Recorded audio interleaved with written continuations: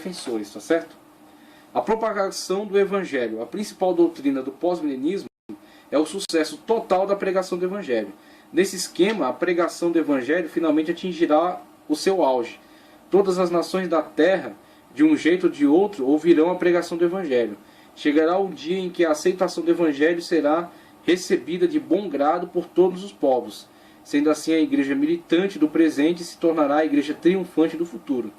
Essa teoria recebeu do teólogo Charles Hodge, de 1797 a 1878, um grande apoio, e no seu esforço para apoiá-la, ele ofereceu vários argumentos com base bíblica. Aí surge aqui a questão na forma de pregação pós-milenista.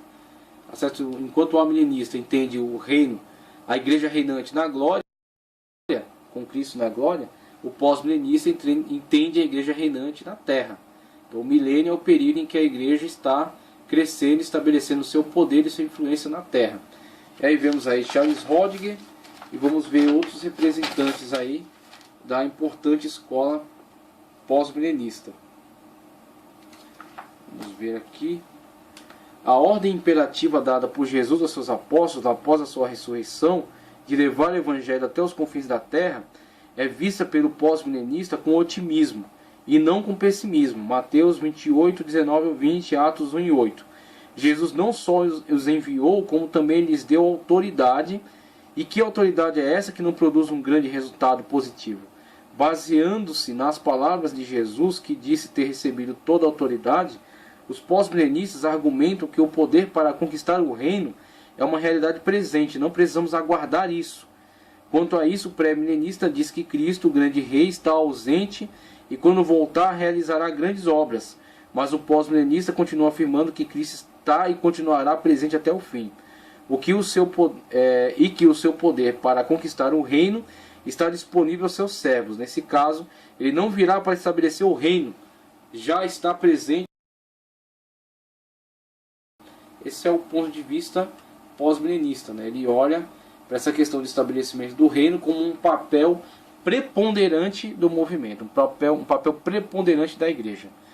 E com certeza nós podemos olhar para essa interpretação como uma mola propulsora, como uma grande força motriz que levou esses grandes evangelistas aos confins da terra. Por que eles se aventurariam, por que eles colocariam a sua vida em risco, como colocaram? Muitos morreram no campo missionário, muitos sofreram perseguições, atrocidades, torturas no campo missionário. Por que se empenhar de uma forma tão ardorosa, com tanta audácia, se não motivados por esse entendimento de que a pregação e o estabelecimento do reino de Cristo em toda a terra traria de fato o reino, motivaria Cristo a vir estabelecer a bandeira do reino da igreja na terra. Então o que acontece? Motivados por essa visão, é que eles tiveram força para sair por todo mundo. Tá certo? O Espírito Santo de Deus os impulsionando, os capacitando, e esta visão de mundo, essa cosmovisão. A cosmovisão de que eles estão no cerne do estabelecimento do Evangelho em toda a terra. Ou seja, a responsabilidade é deles. Não essa questão de atribuir a responsabilidade a uma coisa vindoura, a um momento drástico, um momento onde Cristo viria e ele mesmo estabeleceria. Que é o que o pré-milenismo entende, a partir das leituras que faz do texto. Que a parousia é a vinda de Cristo com a igreja e que isso se dará de uma forma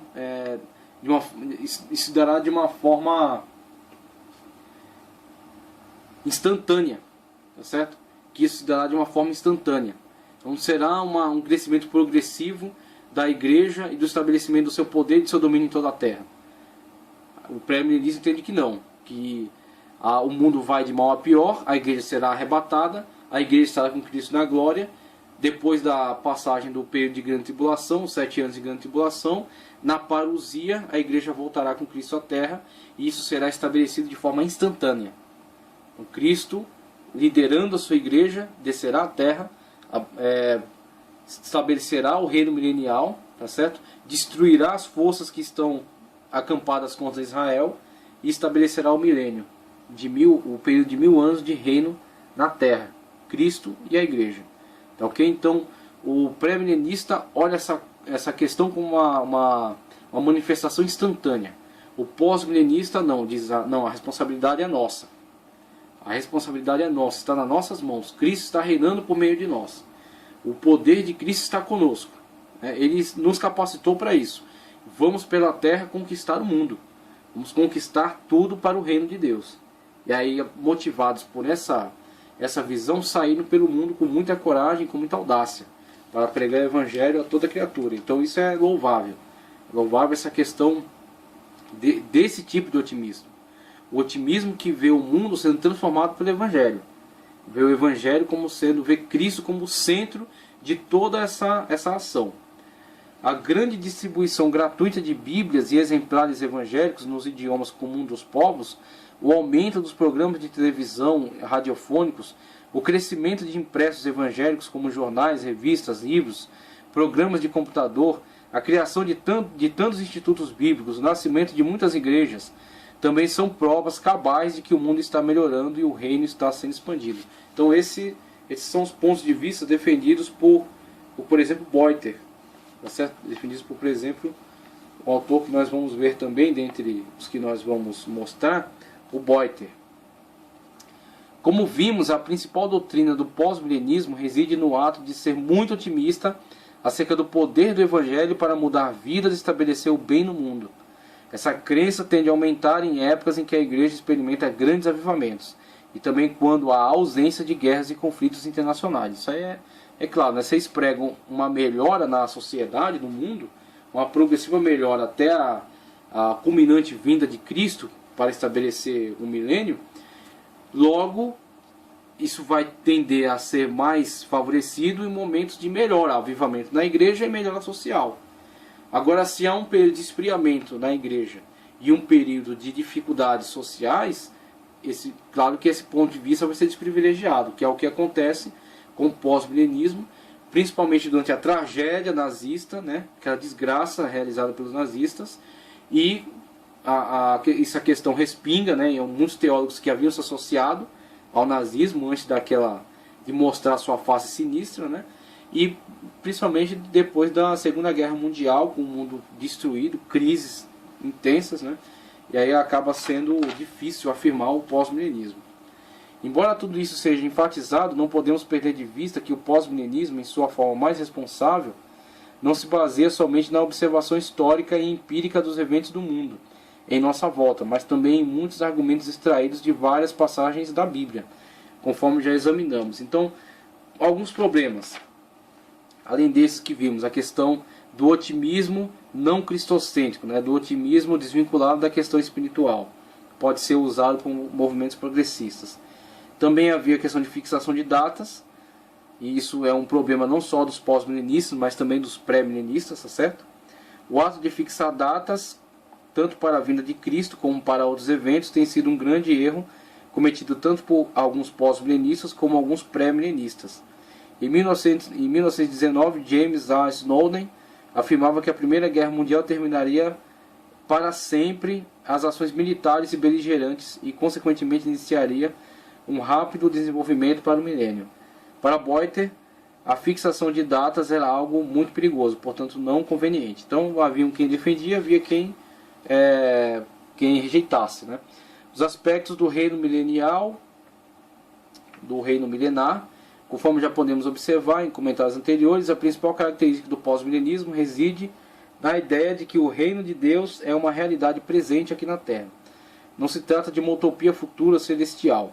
É algo presente que se expande gradativamente. É uma realidade vivida pelos verdadeiros crentes e que será inaugurada num único evento que será a volta de Cristo. Jesus não virá para estabelecer o milênio como pensam os pré-milenistas, mas para inaugurá-lo. A base bíblica para esse assunto são as parábolas de Jesus em Mateus 13, visto que das 7 parábolas ditas por Jesus no capítulo 13 de Mateus, 4 delas descrevem o reino de Deus de forma gradativa e progressiva. Por exemplo, a parábola do fermento. Eles usam a parábola do fermento como uma forma de ilustrar o crescimento progressivo da igreja, como o fermento colocado na massa.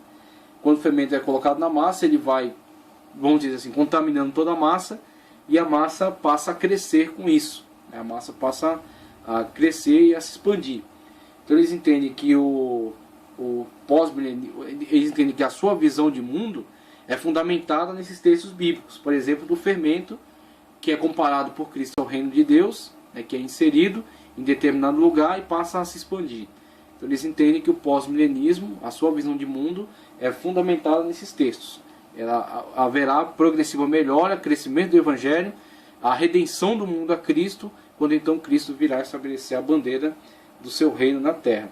Então, visto isso, vamos ver um pouco melhor aqui acerca de alguns autores, e eu vou fazer a leitura de um texto aqui do livro Guia Profético para o Fim dos Tempos, conforme eu já mostrei aí para vocês mais atrás, um livro muito importante, um livro que acrescenta muito aqui nos nossos estudos, e esse livro nos descreve acerca de alguns personagens importantes do pós-milenismo. Por exemplo, esse personagem que é bastante obscuro, né? Não é do conhecimento aí de muitas pessoas, porque é de época bastante atrás na história, né? 1135 a 1202. Então próximo aí da época de Tomás Aquino, inclusive. E não tem assim muita relevância na questão teológica. Não teve grande impacto, grande influência, mas já era um representante dessa visão.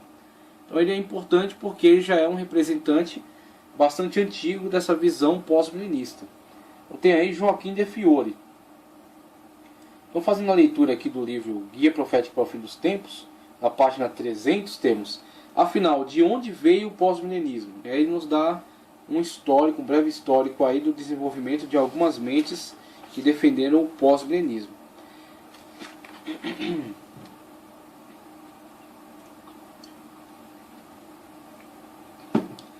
Encontramos indícios do pós-milenismo em alguns escritos de tempos antigos e medievais. Veja só.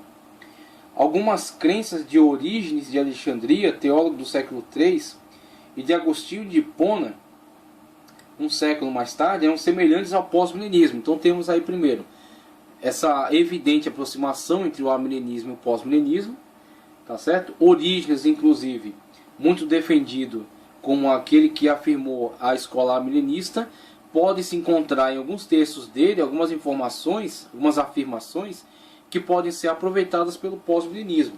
Então não há uma coisa muito definida, muito clara. Fica uma questão mais tendente para o amilenismo, tanto em Agostinho quanto em Orígenes. Mas algumas declarações podem ser aproveitadas pelo pós-milenismo, até pela proximidade, né? A proximidade de interpretação, a questão da alegorização do milênio. Agostinho de Hipona, um século mais tarde, eram semelhantes ao pós-milenismo.